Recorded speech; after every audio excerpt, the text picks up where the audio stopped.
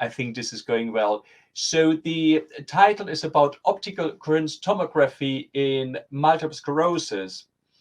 And these are my disclosures, but most importantly, I really want to thank the sponsor today for giving the speaker fees to a foundation in Bogota, which I think does very, very important work for children.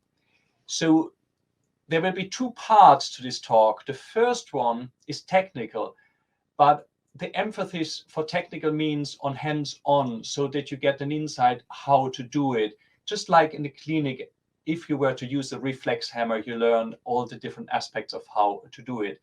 And the second part will be more focused on the clinical aspects, and there will be different set of questions from your side to each of them. And as Saul said, we will have 2 moments where we can exchange thoughts and ask questions. The structure for this part of the talk is that I will give a little bit of background so that we know we speak the same language, have the same terminology, and then tell you about the 3 things which you really can expect from OCT. And there's not much more than the 3 things. I will spend some time on quality control, because it has been a very, very productive field and made the entrance of OCT into neurodegeneration before going on to future developments as OCTA, OCT angiography, and so all come in the field, and then conclude the talk. So what OCT has principally done for us as neurologists is it has added the macular to what we used only looking at the optic disc. A typical neurologist would be asked to use the direct ophthalmoscope and to comment if the optic disc is swollen, being a risk for a serious brain problem like a tumor or increased intracranial hypertension, or if it is atrophied, because, for example, there is a tumor sitting at the pituitary gland and compressed optic nerve. We never had been very good as neurologists in looking at the macular. That's why it was good to work side to side to eye doctors who could do that. But OCT really now gives us a possibility to look into this blue square, which is the disc, in great detail, and also at the macular in great detail. There are 11 layers in the retina, depending on which textbook you read. But of these 11, you don't need to remember all. It really only is important to remember the nerve fiber layer. These are the axons in the disc which come from the retina, go down through the optic disc and connect to the brain. The ganglion cell layers, these are the retinal ganglion cell which supply the axons, and the inner plexiform layer. These 3 layers are relevant for neurology. All the other layers are more relevant for ophthalmology. So if you want to say the inner plexiform layer, inner nuclear layer, is roughly where these 2 disciplines meet. The anatomy I show you in this slide here is also used as a background to my slides. So it will be very easy for you to retrace these steps. So the red line here is just the optic disc, actually from this slide. And this is the retinal nerve fiber layer, and here you see the foveola. And I will use the background of the slide and these layers during my talk to explain again certain aspects of anatomy, and then you have a chance to follow it up. Now, when we saw in the OCT all these different shades of gray, immediately discussions arose how to call them, and we had a consensus paper published from UCSF in San Francisco, first author Cruz Hernandez in neurology in 2016, where each of these layers got their own name.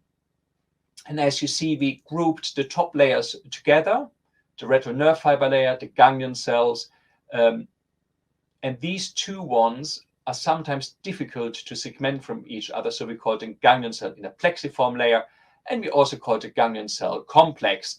So these are the type of abbreviations you will come across in various publications. And then everything which is ophthalmology is down here. Now, what can you expect from an OCT? Really, you only can expect three things. It is normal, it is too thick, or it's too thin. And there's very little in between. So the normal, I just show you on the top here. Most OCT images are put together out of infrared photograph from the back of the eye, where you look to the top, so you see the optic disc, and then a corresponding OCT B scan, so the green ring around the disc, that gives you then the OCT image, which looks into the depth of the retina. In between the two red lines is the retinal nerve fiber layer, which is what I showed you before on top of here. And if the retinal nerve fiber layer is swollen, becomes a bit grayish, it becomes thicker, you can get retinal wrinkles, you can get choroidal folds, you can have edema sipping into the outer layers, and if it is atrophied, it just becomes thin. And these are the three things which can happen. Now, here I do show you one of the OCTs, which is normal. The ring scan as discussed, the B scan as discussed, and we translate this into numbers. So at every point here in the B scan, you have a thickness measurement that is then called an A scan. So at this point, the distance between these two red lines would be 58 micrometer. There's a normative database across the entire ring around the disc, saying the nasal sector, the inferior sector, this is the temporal sector, which goes to your foveola.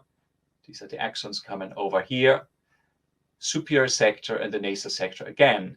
And the black line in the middle is for this particular person, which is normal because it's entirely within the green area.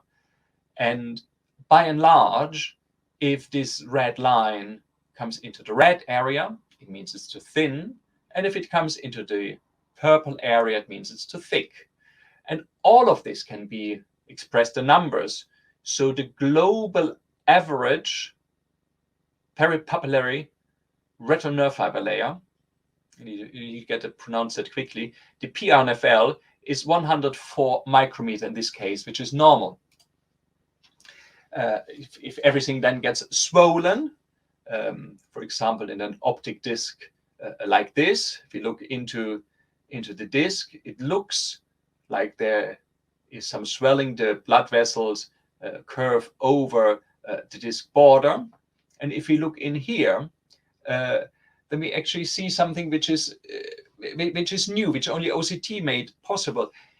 It looks elevated from the top, but the thickness of this white layer, which is the nerve fiber layer, is actually not increased. If you look below the nerve fiber layer, you have this structure, grayish structure, which just seems to lie under it, deflecting all the other layers. And that's a new observation. This is called FOMS, and we'll come back to that. But in the old days, you would have called it pseudo-papilledema. So OCT is very helpful in those patients where you're not sure if it is true disc swelling or not, to make the difference. In true disc swelling, the layer becomes, as you see, grayish. But in pseudopapilledema, the structure is very well preserved. You just have underlying issues. In other cases, of course, you have optic disc drusen. By direct ophthalmoscopy, you see them sometimes as glistering deposits. And by OCT, we now look into the depth, you see the drusen beautiful here as these black areas, which don't have any signal, but who reflect light from their borders. You see these bright lines here and just around here. And again, the nerve fiber layer is not swollen at all. It's elevated because the drusen below it, but it's not disc edema. And you can also see them in autofluorescence. So this is the one we particularly look in this image. And because with every new technology, new terms come along, and this part of the talk is about speaking the same language. We weren't quite sure how to interpret all these signal changes ourselves. And it's really credit to Stefan Hamann in Copenhagen and his PhD student Lasse Malmqvist that we all came together as a community and classified these different signals. And these are the consensus criteria on optic disc drusen. And this is a very useful slide. I hope you get my slides. I also have a recording of my talk in Spanish. We can take all that back, because this is a summary slide of all you can see in the disc. The blood vessels, which just go down into the disc, they give a black signal all the way down. You see, it's a pretty homogeneous dark line down here. The optic disc drusen just have the darkness in a particular area, but then you get again a signal here. At the border of the drusen, you frequently get these white lines, and sometimes these white lines are the only indirect evidence you have for drusen, particularly if you look at buried optic disc drusen. So in this paper, we call everything which is above Bruch's membrane, this white line is Bruch's membrane, superficial drusen, and everything which is below Bruch's membrane, we call a deep or buried disc drusen. You also need to remember that optic disc drusen only ever are localized in the prelaminar part of the optic nerve. So here you have the lamina quibrosa, and everything after the lamina quibrosa is actually, if they look, calcified meningioma. And I do say that because, to my great embarrassment, I saw that even the Queen's Square textbook of neuroophthalmology stated optic disc drusen which are meningiomas. And the new discovery, of course, are the FOMs, which are these gray areas at the side, and we think it has to do with axon stasis. So just to summarize the second point about swelling, there are a number of causes. True swelling can be recognized easily by typical signs. I mentioned the wrinkles, choroidal folds, the grayness, and the thickening of the nerve fiber layer, and be distinguished from pseudopapillar edema, where it just looks like it's elevated, but you have other reasons to explain it. With which we come to the really interesting part, it's atrophy. So we have an OCT here, and that's the ring scan as you've seen before, between the red and the blue line or green, depending on how your color categories are. You see the thickness of the nerve fiber layer, and that really comes into the red area here and here. And the global average is not anymore 104, but 85. So is this a case of optic atrophy? Those of you who do ophthalmology already see there's a myopic crescent here, and it is not, because this is a person who had needed glasses and more than -5 diopters. And as the eye gets longer, grows because of myopia, of course the nerve fiber layer gets thinner. So you need just to remember that you cannot blindly trust the numbers, but you need to think if this patient maybe had glasses or other reasons why the nerve fiber layer is thin. Having said it, this is the reason why in most publications to date, you will find that high myopia, more than 5 diopters, is an exclusion criteria for trials and studies. And there had been at the ACTRIMS meeting just last week a wonderful paper from the Johns Hopkins group on that. So myopia really introduces a bias into studies. And that is where we come to the control criteria. So we're halfway through the first talk.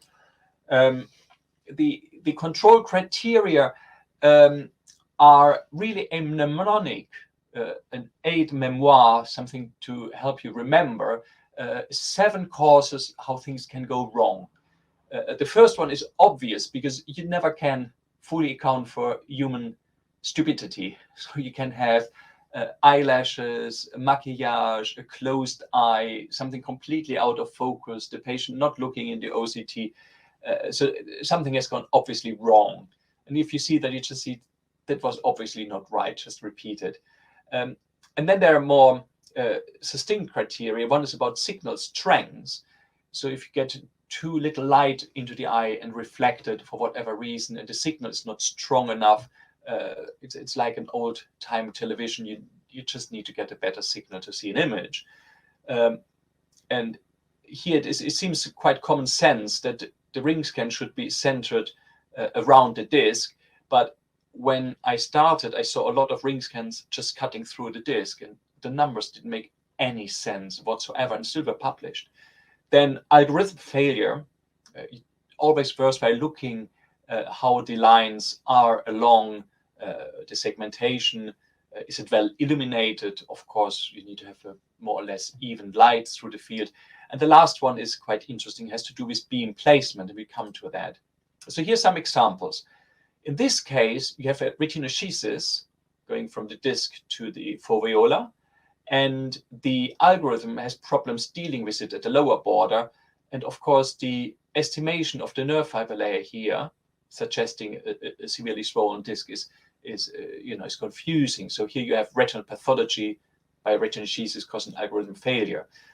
So you cannot use these numbers, for example, in a study to comment on, on how it compares to people with optic neuritis, for example. So we have problem with illumination. In this case, the light just goes to the upper part of this field, and everything is dark here, and you see the signal is very poor. You cannot actually see in this darkness any of the other layers. You just may about getting the nerve fiber layer, but this is about all you get from this OCT. Here's an example of the B.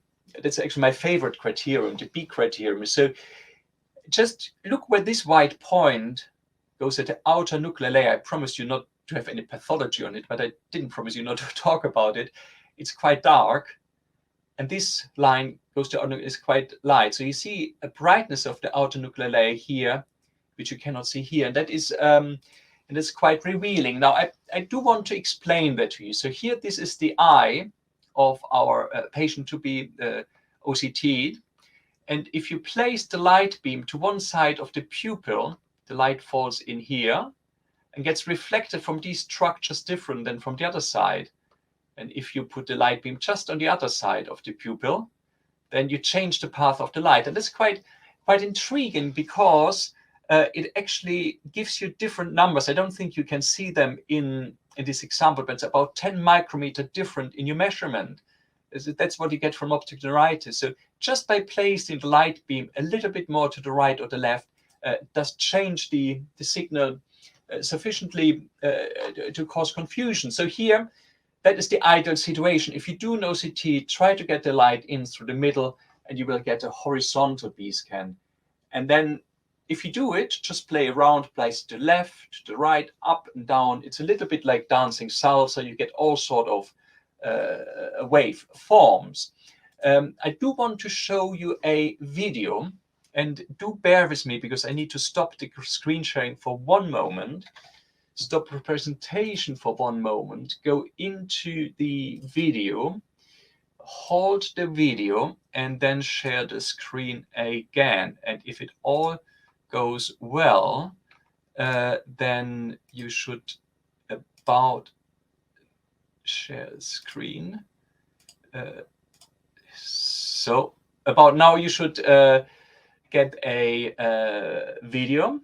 And I will talk you through it because you won't have any sound. This is the candidate sitting here, and you have two cameras. One camera, you will see, what I do with my hands on the screen here. And the other camera, you will just see what happens there. And it's easy to see here, as I play with the placement of the light, that's now the perfect horizontal one. The OCT image will actually change. So here I start pointing out that it's all nice and horizontal, and now I start to place it off center. And you see how this one actually gets a curve, but you cannot see any change here. So the upper part of the image is what you will see in clinic or reading center gets, but the lower part of the image is what the person who does the OCT sees. And you can make anything up which no one will ever be able to trace back if you're not aware about it, and the other person is not aware about looking at the outer nuclear layer. And this, of course, will be a complete disaster if you start using artificial intelligence and the algorithm have no insight into your algorithms. So I will stop the video at this point and try to return to the presentation. That's what I feared. It always jumps to the first image. So we go into here, and then there was a trick of doing that. Okay, that's fine. So when we started OCT and looked at how good the quality is in 2010, and these were scans from Hamburg in Germany, 70% of the scans were not usable. Still a high impact factor publication. We did the Oscar IB criteria and compared in Amsterdam, Calgary. Fiona Costello in Calgary, she's absolute fantastic. 43% failure. San Francisco, Ari Green groups. Amsterdam, we had 43% failure. So we all believe we did it well, but we really didn't. So we introduced the Oscar IB criteria, trained everyone, and then get a rejection rate down to 10%, which I think is acceptable. And I did a similar audit in London, in Moorfields Eye Hospital, which is, I really believe, one of the best hospitals in the world. I'm very, very proud to work there. But the service pressure is so high that the quality of the OCTs was just not sufficient. This was really horrible. With a lot of training, looking at another 100 scans 2 years later, is still very, very high. And so what we have done is we got some dedicated people just for neurology to do it. And I think we have overdone it because we trained them so hard that we had less than 1% of failure rate. So that was very, very, very reassuring. With that, I come to future directions. So at this point in time, we still speak about spectral domain OCT, and time domain OCT is now really behind our back. And we come into the era of swept source OCT. That's an image from our Topcon Triton at Moorfields. And what swept source gives you, it's better depth penetration. You start seeing the choroid behind, and that then tells you a lot about vascularization. And there are other possibilities. If we look at the OCT and we look at what happens in the vitreous, so here we have the nerve fiber layer, the strongest signal than the other layers in the retina, but we weren't so interested at this particular one. But if you take one patient out here and you just take the OCT signal from this area, and you don't need to take the picture but the raw data, then you see there's a signal in here. And that's an important signal because it tells you about inflammation in the vitreous. So this enables you to look at uveitis. Of course, if there's a lot of uveitis, you see snowballs, but smaller degrees you actually can also extract from the OCT. And that's interesting for multiple sclerosis because there's a 2% overlap between uveitis and multiple sclerosis. Then it can tell us about energy supply. So the retina is possibly, with the ganglion cells, those cells which consume most of the energy in the human body, and then less as you go through the axon, and there's a tiny peak as you come back to the cortex. And there's a nice review by Iris Clarenkoper in Brain on that, and I think it's open access. Then we can use swept source to look at OCTA, and there are very good ways of getting actually wide field images. So you see in one image at the same time the disc and the foveolar, and you can get everything color encoded. So the red, yellowish lines are on the top, and the greenish lines are the layers below. Then you can combine OCTA with structure. So this is a beautiful image of optic disc drusen. This patient of mine who had vasospasm in this vessel and corresponding inferior nasal visual field loss. And by extraction, we could find these optic disc drusen canals. So it looks like the vessels, as they travel through the drusens, become a little more easily mechanically irritated at this area. There's a new paper out there that also is an increased and independent risk factor for non-arteritic anti-ischemic optic neuropathy. And then, of course, we already spoke about the OCTA, which comes at the near histological resolution. And we are particularly interested in the superficial, in red here, intermediate, also in red, the deep in blue, and the choroid down here, retinal vasculatures. And there seems to be more and more data coming out in multiple sclerosis on OCTA, where particularly this area in the middle where the foveola is, where no vessels are, so in your foveola nothing should be between the light and what comes to your eye, that the foveolar avascular zone, or FAZ, is increased compared to controls. And quite interestingly, even more so in this intriguing entity of MOG optic neuritis. And that's not just for one of the vascular plexi, it's also for the deeper layer. So that is something really we will learn more about as year pass by. And if you go to the far end of the spectrum of what can be done technically, you come to adaptive optics. And these images are from my friend and colleague Adam Dubois, also at Moorfields. In adaptive optics, you always have a two type of images. I prefer this one, the split beam, because it shows you better the capillaries, and you start seeing, for example, these type of capillaries which seem not to be entirely normal, and you see sort of some waxing membranes, which are very interesting, because we know with inflammation in the eye you get transudation of inflammatory cells and water into retina, and some years back you still can see that something happens to the vessels because they have like a candlelight wax appearance at the sides. So that will be very, very interesting. And of course we can look at single cells.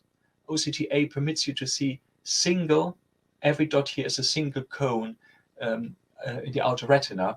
And it appears in multiple sclerosis. This from patients with multiple sclerosis, they look a little bit more clumped up.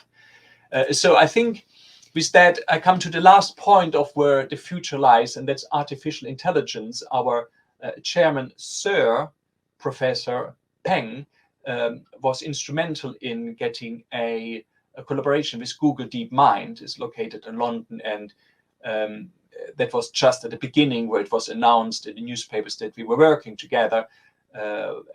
This is some of the earlier data, but really in August 2018 came out the Nature Medicine paper, and credit goes to Piers Keane. He has been driving that. He really had been driving this for many years, and that then made it to the cover image, and you get some interest in the press when it makes it to the Evening Standard. So the artificial intelligence framework permits us to look at the volume scans and to train the volume scans to learn about pathology. And then you can get your drusen and in blue your water into these different areas color-coded. So we can see someone with CNV, with an MRO, with central retinopathy, someone with a macular hole, and the algorithm gets it all right. Now, it is not one algorithm. The ingenious thing about this particular paper is that they create 5 algorithms, just like you have 5 doctors competing. So each of the lines here is the result of one algorithm. They don't always agree, just like we wouldn't always agree. But taken together, they really outperform the humans. So this is just how the program looks at the moment. We see the different pathologies, we see where the fluid accumulation is, or where the drusen are, and get a color-coded diagnosis. But if you compare the quality of what the algorithm here in blue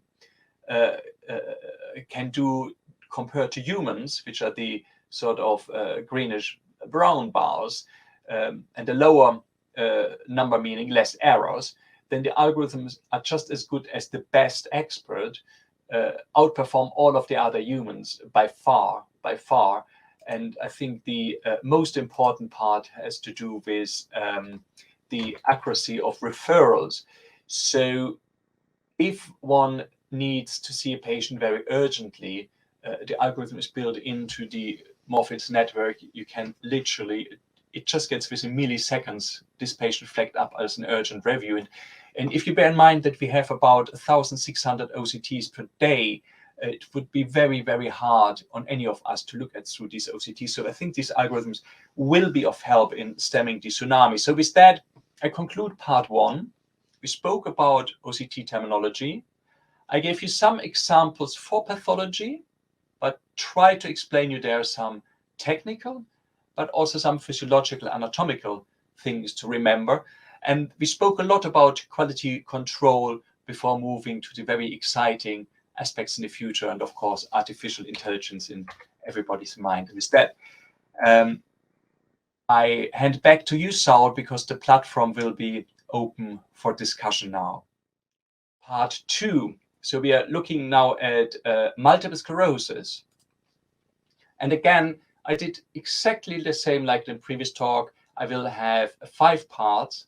I will start talking about the anatomy before moving on to the pathology, and then I will give you 3 red lines. And I think you find the recurrent theme, the number 3, to remember before I come to retinal asymmetry. And that is what will address the question which just has been asked about normative data from different devices. So hold on if you were asking this question until we come to this point. So the anatomy really is shown in these 3 images. As neurologists, we are interested in the optic nerve, the chiasma, the optic radiations, and the occipital cortex. The eye doctor is interested in everything which happens here, where you have the light coming through the lens, getting a sharp image on the retina. And what OCT gives us is to look into this area. So now we have all our retinal layers, and I told you it's really from the inner nuclear layer that you need to know about ganglion cells and what brings the axons towards the brain.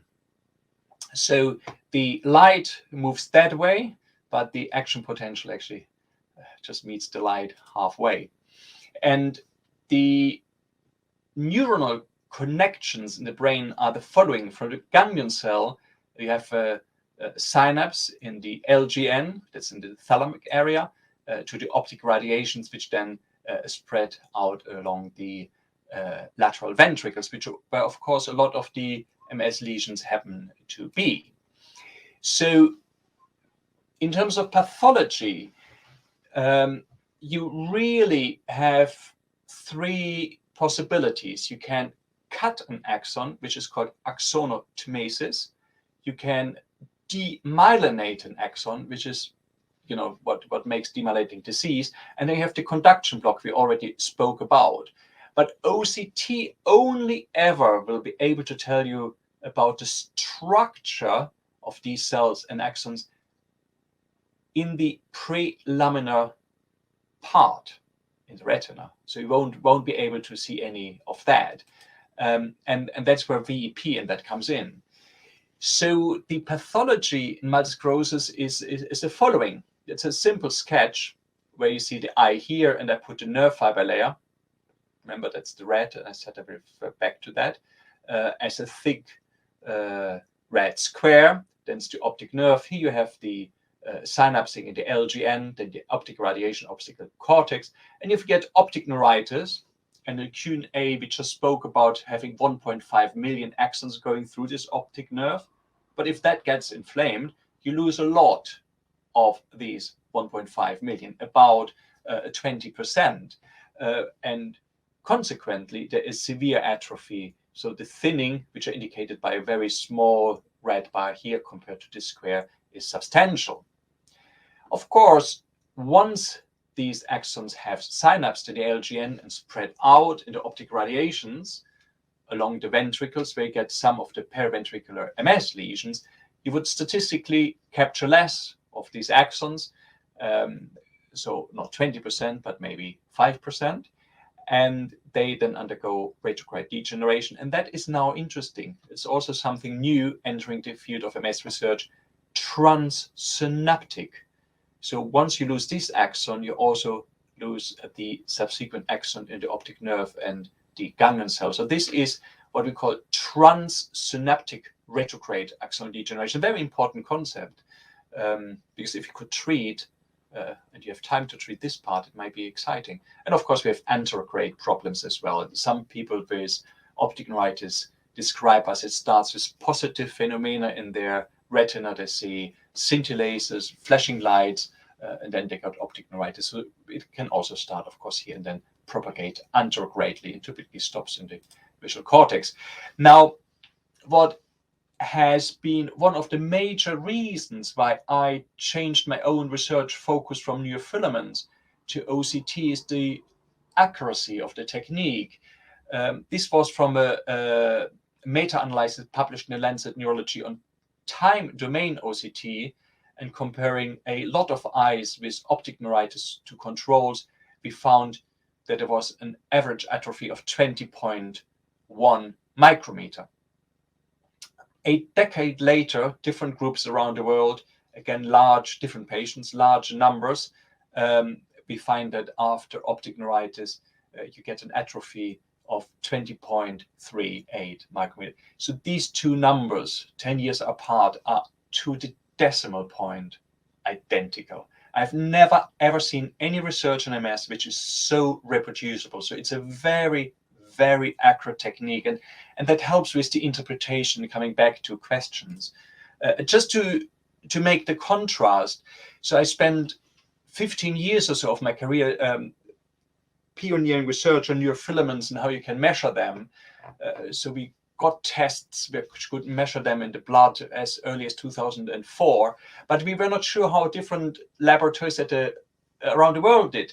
So here I did an experiment where I had 35 laboratories, really from Australia to America, involved. I spent all my weekend in the lab. That's how a lab in England looks, pipetting. I had blisters on my hands from pipetting. Everything packed into dry ice. This is our security officer and Jen, our secretary, who looked at it. And then this poor person here in FedEx had to ship it out, and he had to fill in forms for every country. This was a hot summer day. He almost killed me. I had to let Jane do the diplomacy. And after this gigantic effort, we then found that neurofilament light chain, we still speak about neurofilament light chain, one laboratory measures this value, the other this one. So for example, here, one person said, oh, we have about 11 microgram per milliliter of this protein. And the other one said, oh, I couldn't find anything. So the validation of this has been dreadful. Even chance is better. So the CV was 59%. And if you calculate it in a number I will just show you for OCT, the ICC is 0.47. And this is disastrous, dreadful. So the only message you can take from that, if you do this type of research, choose one lab who knows what they're doing, do batch analysis. Then you're fine, you're very good. But don't scatter your data or your samples around. In contrast, and I can show this slide because the paper just got accepted last week, and I think will be today, it should be today online. That comes from the Octim study sponsored by Novartis, which included 28 centers around the world. And what they have done is they put in each of these hospitals an OCT machine and then looked prospectively at all those patients with multiple sclerosis. But if you repeat the measurement, actually the values are identical. It is so reproducible. And this, of course, for multi-center trials is exactly what you need. So it's very, very beautiful. Going back to the meta-analysis, I told you there are a lot of layers in the retina, but relevant really are only the peripapillary retinal nerve fiber layer, ganglion cell in a plexiform layer, and macular retinal nerve fiber layer. And you see the biggest effect size, this is the 20 micrometer difference, is for optic neuritis against control. And I think that is where OCT will have a great diagnostic part. That, of course, coming back to Q&A, applies to OCTs taken about 3 months after the event. And then, of course, the ganglion cells are also very, very good, and you can use that earlier. If you look at the outer retinal layers, you see maybe a little bit of swelling, and I will come to that in one of the following slides. But to interpret it clinically, that's now moving from the technical aspects of OCT to the interpretation, what you will need to do in clinic. I found it helpful to remember 3 lines. And these 3 lines really come back to some work from the Sun Bulk, where she looked early. It's just when we could segment, we segmented by hand all the nerve fiber layers. She found that in multiple sclerosis, atrophy ends at the level of the inner nuclear layers. So there's no atrophy of the outer retinal layers. And I just want to explain that to you. So what you see here is a photo of what is a domino effect. So if you have two domino stones and you throw one on, it stops. But if you, for example, throw this one over, it continues, then the larger one falls, and this is our bread cutting bread, it also falls. So if you use this as an analogy to the brain, if you cut one axon in the optic nerve, does it mean that every subsequent axon in the brain will die and you die of Alzheimer's disease? Of course, no. So there is a stop to transsynaptic degeneration. We think we can explain it. That's possibly the most complicated slide in this talk, but it's not that complex. So start with a normal situation. Here have a cone, a photoreceptor, which signals to the only, and that's important, the only bipolar cell in this network. That's the bipolar cell in the inner nuclear layer. And then you have the ganglion cell, and it's hardwired. So this neuron just projects to one neuron in the LGN and to one in the visual cortex. So in optic neuritis, where you lose this axon, these neuron axon will be irrelevant because they don't get any signals. They just cost the body energy, and what the body does, it takes it out. It's gone.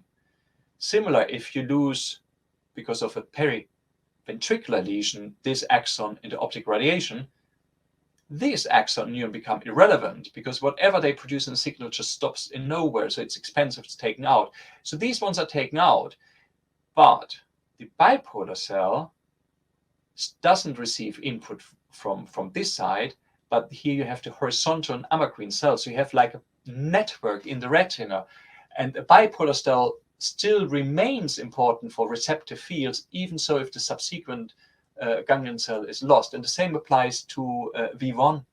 Once you go out of V1, V2, there's plasticity. So that is why there is no domino effect, either out to the retina or into the cortex. That's what we think. So there's some of the new observations which are clinically relevant, and that comes from the group of UCSF in San Francisco first described microcystic macular edema. And if you look at the inner nuclear layer here, you see it is 72 micrometer here, 52 here. You see these fluid-filled spaces, which depend on how you set your OCT. You can see black or in white. And the interpretation is that you can have inflammation in the retina, either by deposition of antibodies which complement activation, or you can get leakage similar to what you get in the blood-brain barrier and the blood-retina barrier with extravasation of fluid and activation of microglia. So there are a lot of inflammatory processes which can happen in the retina causing the swelling. And of course, there is then the retrograde axon degeneration. Here it is again, and that leaves empty spaces. And I think the difference between these two is that in new degeneration, they're static to remain for many years, whereas with inflammation, they're dynamic. So if we look at the spectrum of pathology coming through a clinic, 80% will be dynamic and the inflammatory category, and these ones will be static. So we do think it is actually helpful to have this separation of what is dynamic and static because of the G lymphatic system. So this is something which is relatively new, but we can think that in the retina, of course, where you have water extravasation from the blood vessels, which then gets absorbed in the Müller cells, can build up either because you get too much water in, causing edema, or cannot be transported away because the Müller cells don't work. For example, these antibodies could be interesting here. And that's then the static one on the degeneration.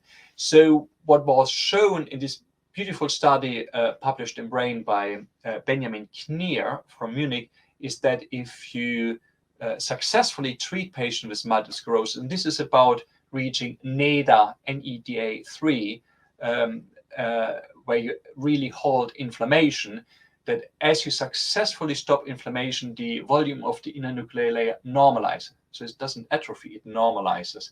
And that is quite interesting. Now, when I proposed here that this retinal G-lymphatic system exists, there was, of course, no experimental proof for it. But this paper just published last year in Science Translational Medicine actually makes the point. So they have a mouse where they inject labeled humanoid amyloid beta. That's what is involved in Alzheimer's disease. And then you can show in green how the amyloid beta is transported along the optic nerve into the brain of these mice. So there's quite a lot here, but then it's really, there's very little perivascular transport. And what they show here is, if you look at the retina, that's the injection site, of course it peaks in, and then here how it gets transported to the thread, it slows a bit down, comes down here, and then into the choroid. So you have, in fact, really a retinal G-lymphatic system, and credit goes to her. So what Mike Nedergarden has done is she has done a complete, utter paradigm shift of how we deal with transport of substances in the brain. And I'm an old school cerebrospinal fluid person, so my teaching always is about osmotic pressure. That's why I said osmotic pressure rules supreme. So we have a lot of proteins in the blood, then you have the border between the blood and the CSF, and across the vascular plexus you get extravasation of proteins, albumin, for example, into the CSF, which is a watery substance. And we never really were interested in hydrostatic pressure, but that is what she showed.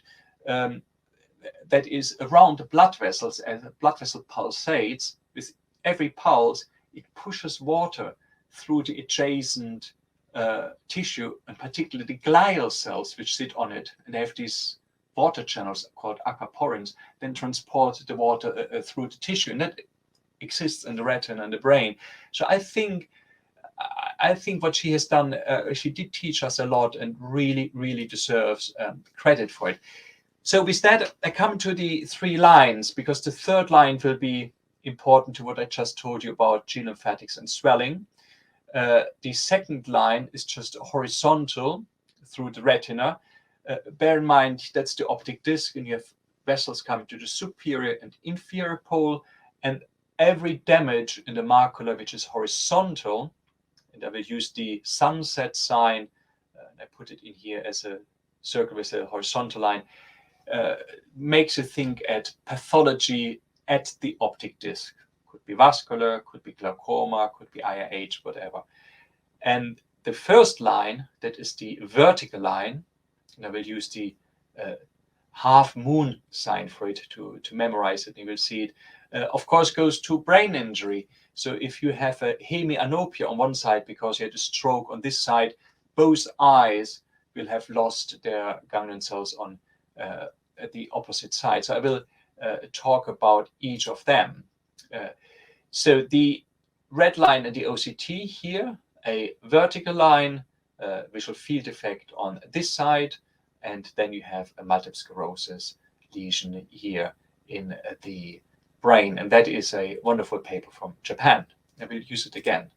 Then you have here a patient who has a Goldman visual field, and you see a complete hemianopia that happened because of surgery, because of epilepsy.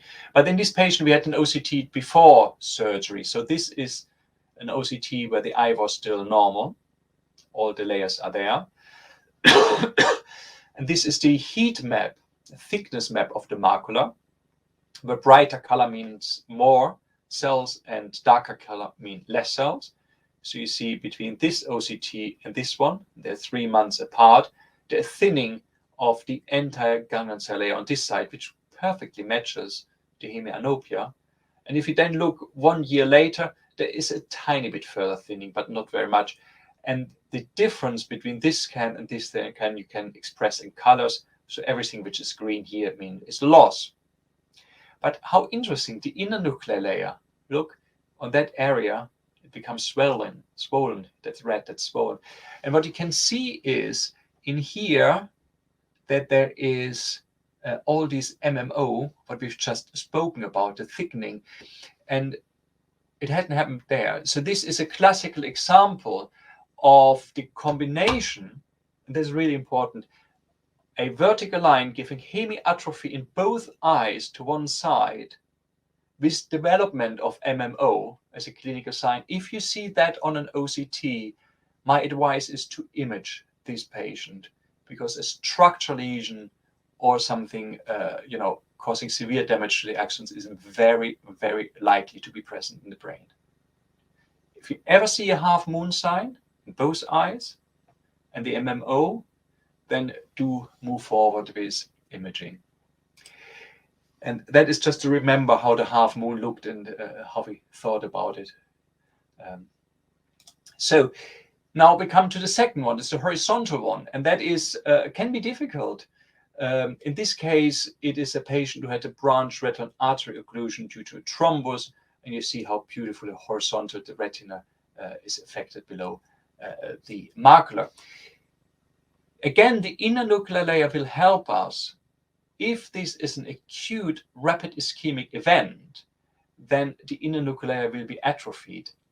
But if this is something which takes time, and you may remember the OCT image I showed you before, you have the deep plexus and the superficial plexus, and they're connected. So if there is time enough, then the deep plexus from the choroid will be able to supply the inner nuclear layer with blood, and there will be no damage. And that's the case in non-atrophic anti-ischemic optic neuropathy or glaucoma. So whenever you see the sunset sign, and of course it can be inverse, but it wouldn't be so nice to show in the image, then talk to your ophthalmological colleague. So here's the summary of the three red lines. The vertical, the half moon, think of radiochiasmal lesions. It could be all sort of problems. Do imaging if you don't know what it is. If it's horizontal, sunset, think of pathology, the optic disc, speak to your ophthalmologist.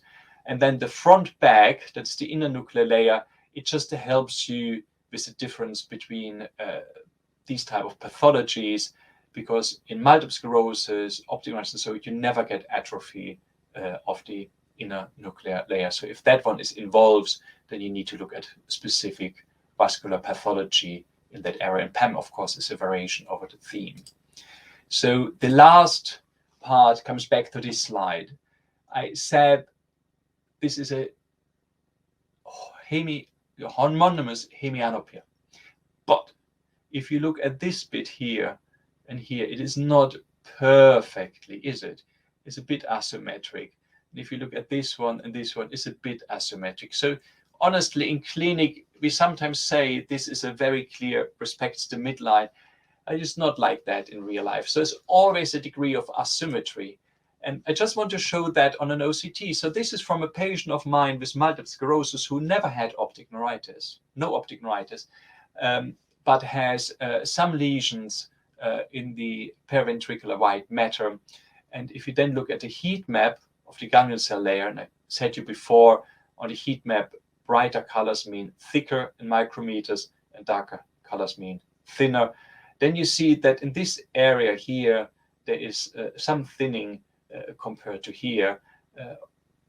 This patient never had optic neuritis, and that is what we can call retinal asymmetry. And I'm incredibly grateful actually to the editorial team of Brain who did choose, gave us the chance to give them the cover image. I call it the pebble brain. It's made out of a lot of photographs from the back of the eye. I think it looks beautiful.